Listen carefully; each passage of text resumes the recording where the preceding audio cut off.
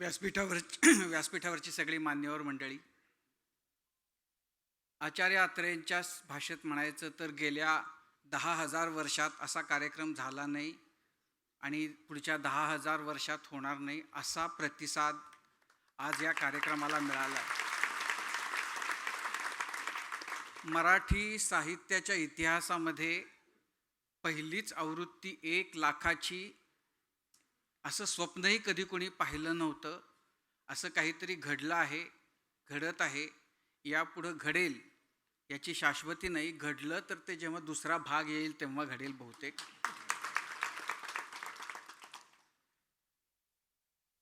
पण अद्भुत वाटावं असा हा सगळा कार्यक्रम आहे. खरं तर 50 वर्षांपूर्वी शोले आला होता आणि आत्ताच त्याचं 50वं वर्ष झालं आणि त्याच्यामधला तो एक डायलॉग की गब्बर सिंग मधलं, गावामधल्या रामपूरमधल्या लोकांमधला की बेटा सो जा नहीं तो गब्बर आ जाएगा, तो एका व्हिलनच्या बद्दलचा, खलनायकाच्या बद्दलचा, गावातल्या सज्जन लोकांमधली ती भीती होती. तुकाराम मुंडेंनी अशी काही जादू केली आहे की सगळ्या भेसळवाल्यांना काम ठीक करो नहीं तो तुकाराम आ जाएगा.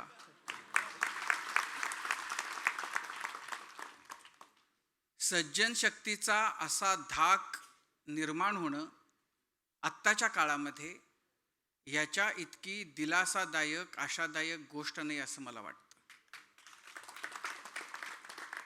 आज जी गर्दी इतक्या मोठ्या संख्येनं आली आहे, मला हे फार आश्वासक यासाठी वाटतं कारण आज आपण बघतोय की समाजामध्ये आपल्या सगळ्या व्यवस्था इतक्या सडून गेलेल्या आहेत आणि इतकं म्हणजे मग ज्या लोकशाहीचा जे स्तंभ आपण म्हणतो त्या स्तंभांकडून ह्या लोकशाहीचं जतन व्हावं, त्याचं संरक्षण व्हावं अशी अपेक्षा आहे. त्यांनी या लोकशाहीचा जो सगळा मनोरा आहे तो तोलावा अशी अपेक्षा असती.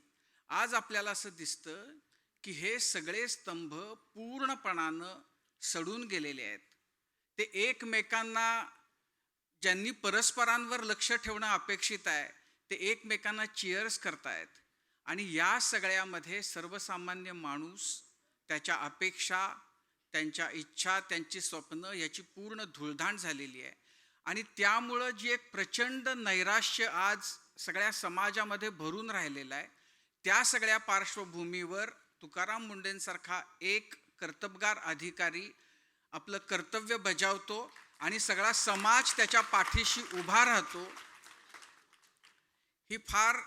ही आवश्यक गोष्ट आहे आणि ही किती म्हणजे ह्याचं मोल फार मोठं आहे.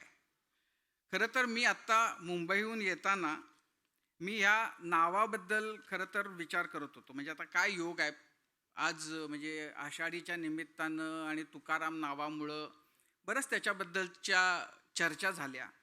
मी त्या थोड्या विसरू नये म्हणून मी त्या कागदावर लिहिल्या आणि मला असं लक्षात आलं की काय या नावामध्ये जादू आहे, काय या नावामध्ये महात्म्य आहे की या 2 तुकारामांमध्ये इतकं साधर्म्य दिसावं. पहिला गुण बाणेदारपणा आणि तडजोडहीन स्वभाव. त्यांचाही तोच होता, यांचाही तोच आहे. त्यामुळं मऊ मेणाहून आम्ही विष्णुदास, कठीण वज्रास भेदू आम्ही, असं जसं त्यांनी म्हटलं आणि आपल्या ताकदीनं जे काही आपल्याला करता येणं शक्य आहे ते त्यांनी केलं. वैयक्तिक आयुष्यामध्ये जे तुकाराम मुंडेंना ओळखतात त्यांच्याही बाबतीमध्ये म्हणजे मऊ मेणाहूनही म्हणजे हे जे काही अभंगाच्या ओळी आहेत ह्या फक्त यांच्यासाठी लिहिल्या असाव्यात असं त्यांचं एकूण वागणं, स्वभाव. तर एकीकडं मऊ मेणावून, पण जेव्हा घाव घालायची वेळ येते तेव्हा भल्या भल्यांची भंबेरी उडती. त्यामुळं बाणेदारपणा आणि तडजोडहीन स्वभाव हा पहिला गुण दोघांमधला. स्वच्छ चारित्र्य आणि प्रामाणिकपणा. संत तुकाराम महाराजांच्या आयुष्यामध्ये आपल्याला असे अनेक प्रसंग दिसतात की ज्याच्यामध्ये त्यांचा हा गुण दिसतो. या तुकारामांच्या आयुष्यामधल्या ह्या गुणाच्या बद्दल मी काही वेगळं सांगायची गरज नाही. आपण सगळेजण ते ओळखून आहोत, म्हणूनच इतकी प्रचंड गर्दी करून आज आपण इथं जमलेले आहोत. त्या तुकाराम महाराजांनी प्रस्थापित व्यवस्थेचा तीव्र विरोध केला आणि त्यामुळं त्यांना अनन्वित छळाला प्रस्थापितांकडून सामोरं जावं लागलं. आपल्या तुकारामाचा अनुभव सुद्धा यापेक्षा वेगळा नाही. प्रस्थापित व्यवस्थेच्या विरोधामध्ये नैतिकतेच्या बळावर तीव्रपणानं ते लढा देत आहेत आणि त्या बदल्यात त्यांचा जो छळ बदल्यांच्या माध्यमातून होतोय ते आपण सगळे अनुभवतो आहोत. त्यामुळं त्याही अर्थानं या दोन्ही तुकारामांमध्ये कमालीचं साम्य दिसतं. चौथं साम्यस्थळ स्पष्ट वक्तेपणा आणि लोकजागृतीची आस. पुन्हा हा दोघांमधला इतका महत्त्वाचा समान दुवा, समान धागा आहे की त्यांनी कधी कुणाची भीडभाड ठेवली नाही. जेव्हा जे बोलायला पाहिजे ते बोललं, खऱ्याला खरं, खोट्याला खोटं म्हटलं. जेव्हा चांगलं म्हणायचं तेव्हा मोकळेपणानं म्हटलं. यांच्याबद्दल तेच आपल्याला म्हणता येईल. आणि लोकजागृतीची जी तळमळ, जी आस त्यांना होती, ती आज आपण गेल्या अनेक वर्षांपासून तुकाराम मुंढेंमध्ये बघतोय. आणि ती लोकजागृती किती यशस्वी होऊ शकते, किती यशस्वी होती आहे, हे आपण प्रत्यक्ष आत्ता अनुभवतो आहोत. आणि पाचवा शेवटचा दोघांमधला समान दुवा म्हणजे प्रस्थापित व्यवस्थेनं कितीही छळ केला, कितीही अनन्वित प्रकारे मानसिक शारीरिक त्रास द्यायचा प्रयत्न केला, तरीसुद्धा जनता जनार्दन पूर्णपणानं त्यांच्या पाठीशी उभे राहिले. जनतेचं अफाट प्रेम त्या तुकोबारायांना मिळालं आणि आपण सगळेजण अनुभवतो आहोत की याही तुकोबांना ते आज अनुभवता येते. त्यांनाही तेच त्यांच्या वाट्याला आले. पण मला हे सगळं होत असताना, म्हणजे मला ह्या सगळ्या गोष्टी होत असताना मला खरं तर प्रश्न पडतो की समाज म्हणून आपण खरं काय लायकीचे आहोत. म्हणजे तुकाराम मुंढेंसाठी टाळ्या वाजवताना आपण प्रत्येकानं एकदा आपल्या आत स्वतःकडे एकदा बघितलं पाहिजे आणि विचारलं पाहिजे की आपण व्यक्ती म्हणून आणि एकंदर समाज म्हणून आपण काय लायकीचे आहोत. आपण मुंढेंना आपल्या मनामध्ये त्यांच्याबद्दल प्रेम आहे, त्यांच्याबद्दल आपल्याला आपुलकी आहे. त्यांनी जे काम करतायत त्यांनी ते करावं असं आपल्याला खूप आतून वाटतं. आणि एकूणच सगळ्या ह्या ज्या दुष्ट शक्ती आहेत त्यांचा पराभव व्हावा असंही आपल्याला वाटतं. पण हे करताना ते सगळं त्यांनी करावं असं वाटतं. आपण त्यातलं काय करतो? आपली जी आपलं वर्तुळ आहे, आपल्या प्रभावाचं जे छोटं क्षेत्र आहे, त्या क्षेत्रामध्ये आपण त्यांच्याकडून ज्या अपेक्षा आहेत आणि त्या ज्या गोष्टी करतायत त्याच्या 1% तरी करतो का? आणि एकीकडं समाज म्हणून आपण त्या बाबतीमध्ये पूर्ण नालायक ठरतो. दुसरीकडं आपण कोणत्या गोष्टींनी पेटून उठतो, कशामुळं आपल्या भावना भयंकर तीव्र उद्दीपित होतात, कशामुळं आपल्याला रस्त्यावर यावंसं वाटतं. काहीतरी कुठली तरी व्हॉट्सॲपवरची, फेसबुकवरची काहीतरी पोस्ट येते, कुणीतरी काहीतरी लिहितं आणि त्याच्यामुळं आपल्या जातीय धार्मिक भावना दुखावतात. आपण रस्त्यावर येतो, आपण त्या सोशल मीडियावर एकमेकांची आई, मै, बहीण, भाव सगळं काढतो, सगळ्या कुटुंबांचे उद्धार करतो, प्रसंगी रस्त्यावर येतो. पण आपल्याला आपल्या आयुष्यामध्ये जिथं आपण प्रत्यक्षामध्ये रस्त्यावर उतरलं पाहिजे अशा गोष्टींच्या बद्दल मात्र आपण पूर्णपणानं निर्विकार राहतो. आपल्याला त्या काय गोष्टी आहेत याच्याबद्दल जाणूनही घ्यायचं नसतं. आपल्याला फक्त भावनिक मुद्द्यांवर काहीतरी आपण कसे आक्रमक आहोत आणि आपण कसे तडफदार आहोत हे दाखवायचं असतं. जिथं केलं पाहिजे, जेव्हा केलं पाहिजे तिथं मात्र आपण काही करत नाही. म्हणजे आत्ता भेसळीचा मुद्दा निघाला. आपल्या कुणालाही हा प्रश्न पडत नाही की ज्या पनीरचा मगाशी संजय नाहरने उल्लेख केला, आपल्या कुणालाही हा प्रश्न पडत नाही की जर दुधाचा दर 60 रुपये लिटर आहे आणि जर 1 किलो पनीर करायचं असेल तर त्याला किमान 6 लिटर दूध लागतं. म्हणजे 360 रुपयाचं जर दूध लागतं, त्याची प्रोसेस करून त्याच्यावर ते गरम करणं, प्रोसेस करणं, पॅक करणं, ह्याची जर त्याच्यामध्ये किंमत ॲड केली आणि ती बाजारामध्ये विकायला आल्यानंतर मधल्या सगळ्या साखळीमधल्या लोकांचं जे काही कमिशन आणि शेवटचा विक्रेत्याचा फायदा असं जर त्यात होणार असेल, तर 300 रुपयाला पनीर आपल्याला मिळतं कसं? आपण कधीही आयुष्यात कुणीही 300 रुपये पनीर विकणाऱ्याच्या समोर जाऊन त्याचं गचुरं पकडत नाही, त्याच्या आपण कॉलरला हात घालत नाही.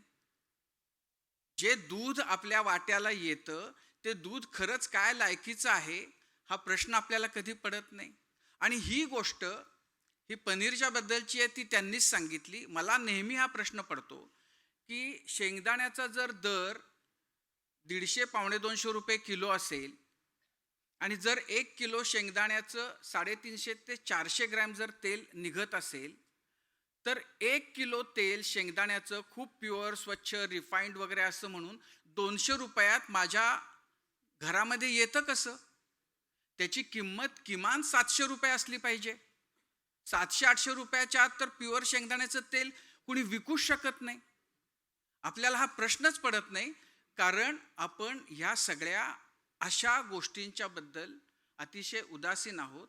आणि समाज म्हणून जी आपली घसरण आज झालेली आहे, त्याचे जे परिणाम आहेत, त्या घसरणीतनं मग ज्या लायकीचे आपल्याला ब्युरोक्रॅट्स, राजकारणी, मीडियाचे लोक सगळे जे मिळाले, ते आपण समाज म्हणून घसरलोय, त्याची ती देण आहे. मी मागं पठारे सरांच्या बरोबरच एका कार्यक्रमात होतो, तिथं मी हा प्रसंग सांगितला होता की आपण समाज म्हणून आपल्या सगळ्याची घसरण कशी झालेली आहे, काय लायकीचं आपण आता उरलेले आहोत, काय आपलं राजकारण आहे. मी माझा एक पोलीस अधिकारी मित्र आहे, त्याच्याकडे मी गेलो होतो आणि मला असं लक्षात आलं की पोलीस स्टेशनला जायची कधी वेळ सुदैवानं आली नव्हती आयुष्यात, पण किमान सिनेमामध्ये तरी बघितलं होतं की पोलीस स्टेशनमध्ये पूर्वी असे फोटो असायचे गुन्हेगारांचे, एक अशी हातात पाटी घेतलेला आणि एक प्रोफाईल फोटो. आणि मला असं लक्षात आलं की आता पोलीस स्टेशनमध्ये असे फोटोच नाहीत. तर मी माझ्या मित्राला विचारलं, अरे काय आता तुम्ही ते फोटो लावणं बंद केलं का? तो म्हणाला, कशाला आता फोटो लावायचे, ज्यांचे फोटो लावायचे ते सगळे होर्डिंगवर दिसतात.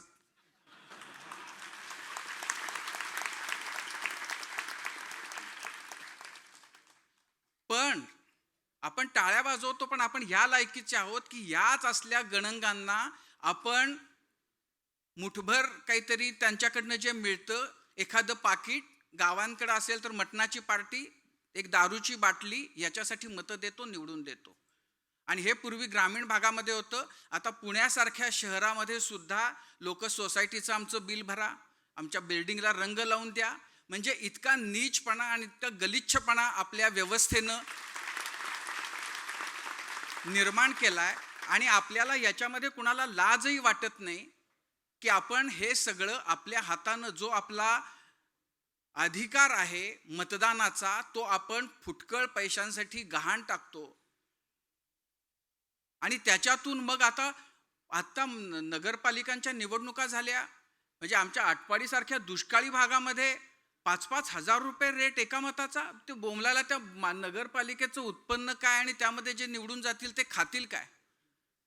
पण मला नंतर असं सांगितलं की अरे आटपाडीचं काय घेऊन बसला, त्र्यंबकेश्वरमध्ये 25,000 आणि 35,000 रुपये एका मताचा भाव झाला.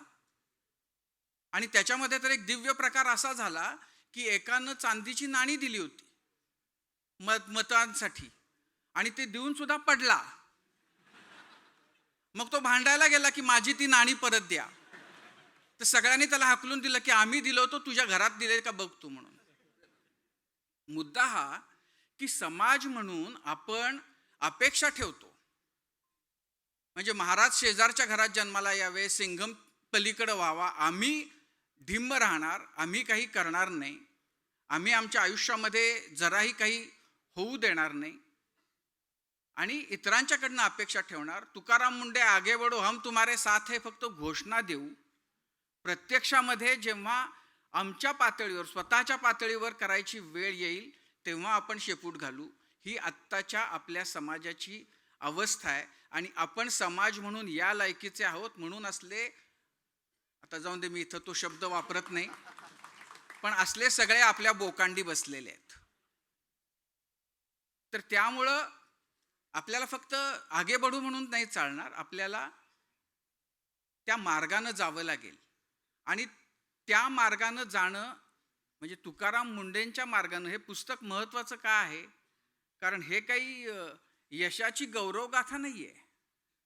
या पुस्तकामध्ये पदोपदी अवहेलना, अपमान, पराभव हे कसे येतात, कसे येत गेले आणि कसं त्याच्या छाताडावर बसून अंतिम जे लक्ष्य गाठायचंय ते गाठलं, याची साक्ष हे पुस्तक देतं. आणि अनेक प्रसंग आहेत. आणि म्हणजे नियतीनं तुकाराम मुंडेंना निवडलंच होतं काहीतरी चांगलं करण्यासाठी. त्यामुळं 3 वेळा म्हणजे जीव जाता जाता वाचला. अगदी ते वयाच्या 5व्या-7व्या महिन्यामध्ये रांगत रांगत ते 12 फूट वरनं गच्चीतनं खाली पडले होते. आणि निश्चित सगळ्या अंगातनं कानातनं रक्त आणि अशा अवस्थेमध्ये पहिल्यांदा जीवघेण्या त्या अपघातातनं बचावले. नंतर पोलिओच्या दुर्धर आजारातून बचावले. तिसऱ्याचा उल्लेख मगाशी शफीनं केला की त्या अतिसाराचं ते इतकं झालं होतं की म्हणजे जगेल का मरेल, पण नियतीच्या मनामध्ये होतं आणि त्यानुसार पुढं सगळं घडत गेलं. आणि UPSC सुद्धा ती काही असं नाही झालं की म्हणजे अँग्री यंग मॅन शाळे कॉलेजमध्ये ते होते, म्हणजे जसे आत्ता आहेत तसेच त्याही वेळेला होते. त्यात काही भानगड नाही. त्याच्या खुणा तिकडं दिसत आहेत की म्हणजे शाळेमध्ये वर्गात पोरांनी गोंधळ केला, आणखीन शिक्षक हातात रूळ घेऊन आले की गोंधळ करणाऱ्यांना छड्या द्यायच्या म्हणून, तर यांनी एकदम सांगितलं मी गोंधळ केला नाही, मी छडी खाणार नाही असं. म्हणजे मला तर ते डोळ्यासमोर आलं की कसं केलं असेल. तर शिक्षक भयंकर भडकले तर म्हणाले की तुम्हीच आम्हाला शिकवलं होतं ना लोकमान्य टिळकांचं, मी टरफलं खाल्ली नाही, मी उचलणार नाही, तर मग आता मला कशाला अपेक्षा ठेवता. तर त्यामुळं आणि असे बरेच प्रसंग आहेत की जेव्हा तो असा बाणेदारपणा आणि सात्विक संताप असा उफाळून आलाय आणि त्यातनं काहीतरी भानगड झालेली आहे. पण UPSC करताना असं नाही झालं की हुशार होता म्हणून पहिल्याच अटेम्प्टला सगळं झालं मस्त. अपयश आलं, एकदा आलं, दोनदा आलं, तीनदा आलं. प्रिलिम पास झाली, मेन्स नाही झाली, प्रिलिम झाली, मेन्स झाली, इंटरव्ह्यू नाही झाला.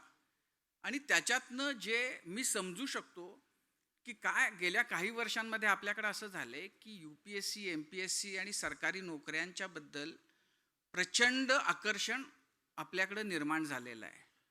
आणि महाराष्ट्रभरातली मुलं एक स्वप्न घेऊन की आपण आपल्या गरीब आईबापांचं पांग फेडायचं आणि ते फेडण्यासाठी ह्या परीक्षा हा त्याचा एक राजमार्ग आहे आणि ते आपण करायचं, अशी स्वप्न घेऊन येतात. आणि जेव्हा दुर्दैवानं आपल्याकडे MPSCचा तर घोळ इतका आहे की त्या परीक्षा कधी होतात, होत नाहीत, भानगडी त्याच्यामध्ये होतात. म्हणजे ते शेवटी अंतिमतः परमेश्वर आहे म्हणून ते सगळं चाललेलं आहे. इतका गोंधळ त्याच्यामध्ये आहे. पण मग ही मुलं घरामध्ये वातावरण तर असं असतं झालेलं की हा गेला म्हणजे झाला. आणि मग जेव्हा ते होत नाही मग त्याच्यातनं दम सुटायला लागतो. एक परीक्षा, दुसरी परीक्षा, मग तिसऱ्या परीक्षेनंतर मला ते इतकं केविलवाणं चित्र वाटतं की अशा मुलांना त्याच्यामध्ये स्वप्न कुटुंबामध्ये मित्रांमध्ये असतात रंगवलेली, सगळ्यांच्या अपेक्षा असतात, बऱ्याचदा पोरवयातली मुलं असतात, तिथं काहीतरी असं थोडं सांगितलेलं असतं कॉलर टाईट करून. आणि जेव्हा ते होत नाही मग तेव्हा इतका मोठा प्रश्न निर्माण होतो की आता पुढं आयुष्यात करायचं काय. तुम्हाला जर दुसरा पर्याय तुम्ही जर निवडलेला नसेल तर फार बिकट परिस्थिती होती. आणि हजारो मुलं आहेत आणि माझ्या माहितीमधली अशी शेकडो मुलं आहेत की ज्यांचं ती काही वाईट नव्हती, ती काही मेहनत कमी करणारी होती असं नव्हतं. त्यांच्यामध्ये जिद्द होती, चिकाटी होती, बुद्धिमत्ता होती. पण तो दिवस असतो, तो परीक्षेचा दिवस असेल, तो इंटरव्ह्यूचा दिवस असेल, जे काही तुमच्यात आहे ते त्या दिवशी नेमकं बेस्ट येत नाही. जे तुम्हाला अपेक्षित फळ आहे ते त्यामुळं तुम्हाला मिळत नाही. आणि त्या मुलांचं जे नंतर होतं ते फार त्रासदायक असतं. त्याच्यातून आपण त्या परिस्थितीला कसं आपण सामोरं जायला पाहिजे. मी म्हणेन की त्यासाठी फक्त आणि फक्त तुकाराम मुंडेंच्याकडे बघा. जर जर तो आपला प्लॅन आहे तो जर नाही झाला यशस्वी, तर काय केलं पाहिजे याचा प्रत्येकानं विचार केला पाहिजे. परमेश्वराची नशिबाची साथ असेल, सगळं तुम्हाला अनुकूल आहे, त्या पद्धतीनंच घडलं तर होऊन जाईल. नाही झालं तर काय याचा विचार आधी केला पाहिजे. हे मी म्हणतोय ते कदाचित अशोकरावांना असं वाटेल की कदाचित मी तुम्हाला हतोत्साहित करतोय, पण मुद्दा हा आहे की आपलं ध्येय, आपली जिद्द, आपली स्वप्न ही सगळी महत्त्वाची आहेत. पण दुर्दैवानं कोणत्याही कारणामुळे, आणि कारण तो एकच दिवस असतो, त्या दिवशी काहीही होऊ शकतं, तर त्यामुळं त्याच्या पर्यायाचा विचार कसा आपण केला पाहिजे हे पुस्तक वाचलं की तुमच्या लक्षात येईल की त्यांनी काय केलं. आणि म्हणजे या पुस्तकामध्ये अशा खूप खूप खरं तर महत्त्वाच्या गोष्टी आहेत. आता हे पुस्तक त्यांच्या पहिल्या 3 बदल्या झाल्या तिथंपर्यंत आहे.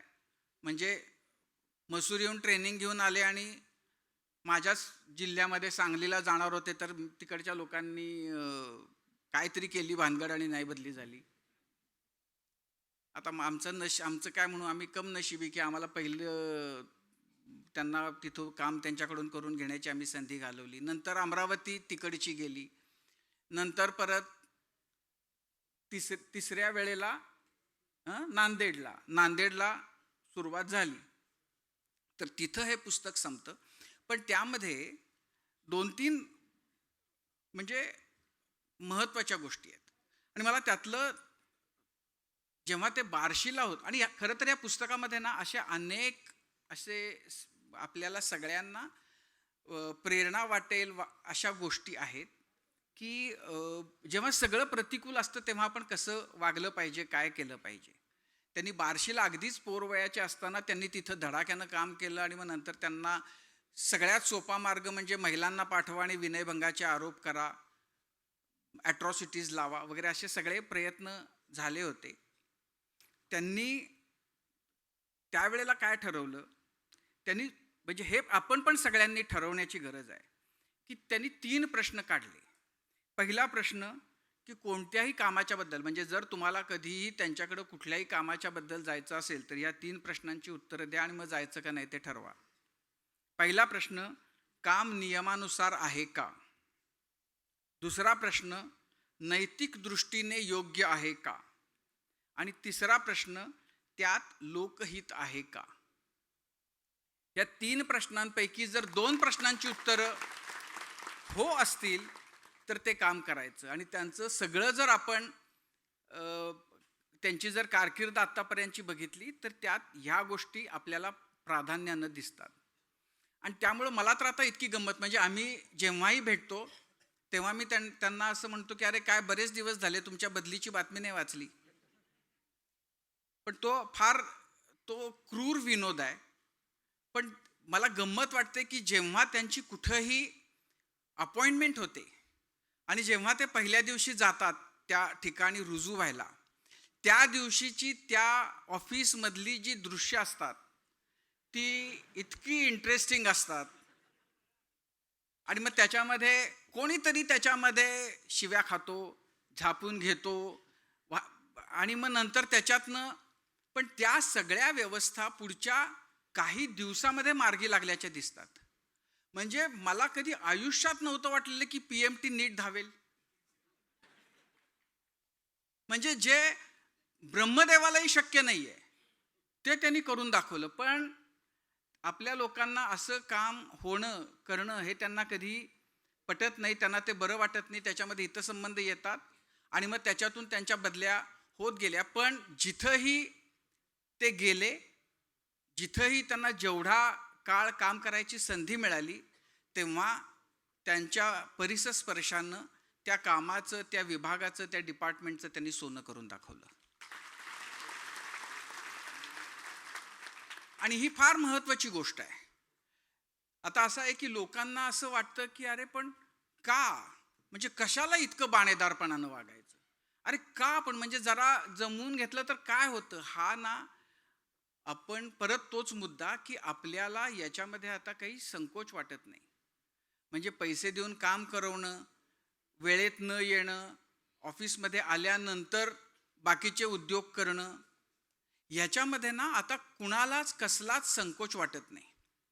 मी मागे एकदा बीडला चाललो होतो आणि नगरला एका धाब्यावर बसलो, तर तिथं एक जण मोटरसायकलवरनं बिस्लेरी बाटल्या विकण्याचा धंदा करणारा, तो बिस्लेरीच्या बाटल्या मागं क्रेट लावलेले, तो आला आणि तो ठेवून गेला.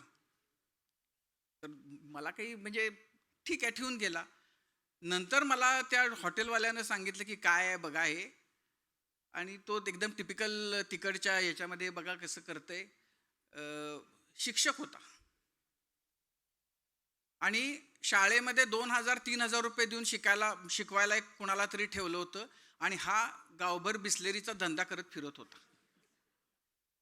याच्यामध्ये कुणालाच लाज वाटत नाही. जे त्याला ओळखतात त्यांनाही काही त्यात गैर वाटत नाही. त्याला तर वाटण्याची काही म्हणजे काही अपेक्षाच नाही. तर हे जे सगळं आहे, लोकांना आपल्याला असं वाटतं की अरे काय होतं, म्हणजे थोडं केलं तर काय बिघडतं, रांगेमध्ये रांग न पाळता मध्ये घुसलं तर काय बिघडतं. तर ही जी वृत्ती आहे, त्या वृत्तीच्या लोकांना असं वाटू शकतं की पण इतकं प्रामाणिक असायची गरज काय, इतकं तत्वनिष्ठ असण्याची गरज काय, इतका बाणेदारपणा कशाला पाहिजे. पण आपल्या सगळ्यांचं भाग्य आहे, आपल्या सगळ्यांचं नशीब आहे की अशी माणसं आज आहेत, आणि म्हणून ह्या सगळ्या व्यवस्था आहेत त्यांना काहीतरी अंकुश आहे.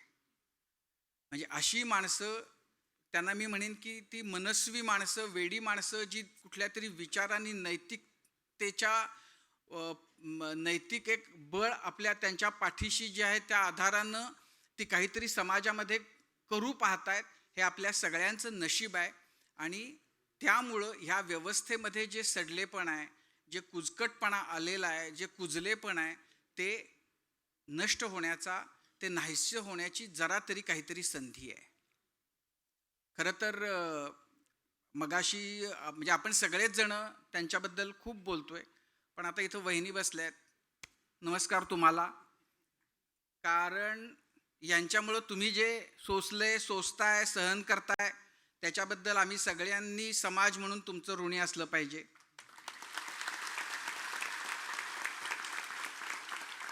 कारण असं आहे की असा कोणीतरी अधिकारी असणं आणि त्यानं ते काम करणं वगैरे सगळं जय जयकार, पण ते शेवटी पत्नी म्हणून त्याला स्वीकारणं आणि त्याला साथ देणं ही फार महत्त्वाची गोष्ट आहे. आणि फक्त तुम्ही नाही, मुलंसुद्धा. म्हणजे आता असं आहे की बिचारी, मला तर फार मुलांच्याबद्दल वाईट वाटतं की ती म्हणजे बापाला की चल हॉटेलमध्ये, तर आधी बाप ते पनीर कसलं आहे बघा, हे काय आहे बघा. पण त्यांना स्ट्रीट फूड काही खायची इच्छा शक्यच नाही. बरं, हा ऑफिसमध्ये असा वागतो तर पोरांशी कसा वागत असेल. त्यामुळं मला माहिती नाही तुम्हाला मिळतं का त्या सगळ्या चायनीज भेळ असल्या गोष्टी ज्या त्या वयामध्ये हव्या असतात. पण ते सगळं तुम्ही, ते दुर्वासाला सांभाळणं जसं अवघड आहे तसं यांना सांभाळणं आहे. ते तुम्ही करताय, त्याबद्दल आमच्या सगळ्यांच्या वतीनं तुमचे आभार. आणि शेवटी आपण अपेक्षा हीच ठेवूया की हे फार उत्तम पुस्तक झालेलं आहे, खूप प्रेरणा देणारं पुस्तक झालेलं आहे. या पुस्तकातून, हे पुस्तक सगळ्यांनी वाचावं. आता लाखभर लोकांनी ते बुक केलं म्हणजे ते वाचतील अशी आशा आहे. जातात अशी स्थिती आहे आत्ताची. आपल्याला लाज वाटत नाही, आपण त्या पुजाऱ्याला याला पैसे देतो आणि घुसतो. हां, आपण प्रसादामध्ये सुद्धा देवाला सुद्धा भेसळयुक्त तूप घालतो. म्हणजे घरामध्ये दिवा लावताना सुद्धा दिव्यासाठी म्हणून पाम तेल वापरतात लोक. म्हणजे देवाला काय वाटेल ते त्याची काशी झाली तरी चालेल, आपलं असं आपण आपलं सगळं आहे आत्ताचं, पण हे पुस्तक वाचतील तरुण मुलं जी आहेत त्यांनी तर आवर्जून वाचावं. आणि माझी म्हणजे आता आषाढी सुरू आहे म्हणून पांडुरंगाच्या चरणी प्रार्थना की हे पुस्तक वाचून एक 5-25 जर तुकाराम नवे जन्माला आले तर त्यानं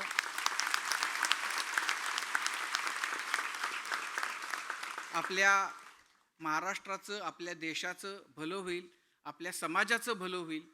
आपल्या आयुष्यामध्ये जी नकारात्मकता आज सगळी अशी व्यापून उरलेली आहे ती त्यातून नाहीशी होईल. तर तीच प्रार्थना करतो आणि थांबतो.